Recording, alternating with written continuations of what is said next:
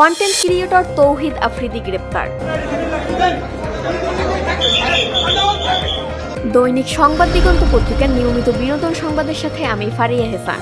আলোচিত content creator তৌহিদ আফ্রিদিকে গ্রেপ্তার করা হয়েছে। রোববার রাতের দিকে বরিশাল শহরের বাংলাবাজার এলাকায় বিশেষ অভিযান চালিয়ে তাকে পুলিশের অপরাধ তদন্ত বিভাগ গ্রেপ্তার করে। গ্রেপ্তারের সময় একটি ভিডিও সোশ্যাল মিডিয়ায় ভাইরাল হয়, যেখানে আফ্রিদি বলেন, আমি শুধু ভয় পাচ্ছি, আমার স্ত্রী 6 মাসের গর্ভবতী। তিনি জানান, বর্তমানে যেই বাড়িতে তিনি ছিলেন তা তার দাদার বাড়ি। আগে সবাইকে আশ্বস্ত করে আফ্রিদি বলেন, আমি পালাবো না, কোরআনের কসম, আমি ওমরা করে এসেছি, আমি কেমন ছেলে তা সবাই জানে। সিআইডির পুলিশ সুপার জসিমউদ্দিন জানান, জুলাই অভ্যুত্থানের সময় যাত্রাবাড়ি থানার হত্যা মামলার জন্য তাকে গ্রেপ্তার করা হয়েছে। বরিশাল কোতোয়ালি মডেল থানার ওসি মিজানুর রহমান বলেন, ঢাকার একটি দল অভিযান চালিয়ে আফ্রিদিকে গ্রেপ্তার করে এবং রাতেই ঢাকার উদ্দেশ্যে নিয়ে যাওয়া হয়। তৌহিদ আফ্রিদি যাত্রাবাড়ি থানার একটি হত্যা মামলার আসামি। মামলাটি গত বছরের 1 সেপ্টেম্বর দায়ের করা হয়। এ মামলায় তার বাবা নাসির উদ্দিন সাথী সহ 25 জনকে আসামি করা হয়। এর আগে 17 আগস্ট তার বাবা নাসির উদ্দিন সাথীকে গুলশান থেকে গ্রেপ্তার করা হয়।